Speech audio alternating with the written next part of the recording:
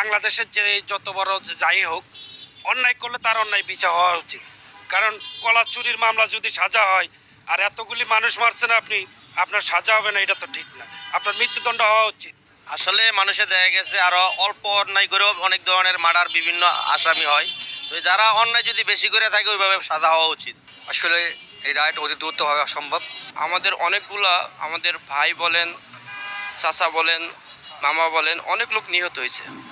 আমরা ওই হিসাবে চাচ্ছি যে এই ফ্যাসিস্ট আওয়ামী লীগ, এই শেখ হাসিনা, তার ফাঁসির রায় যে হয়, আমি এই সরকারের কাছে আবেদন করি যে এই ফ্যাসিস্টে ভারত থেকে আইনা এবং দ্রুত বিচার সম্পন্ন করে তার রায় কার্যকর করা এবং ফাঁসি।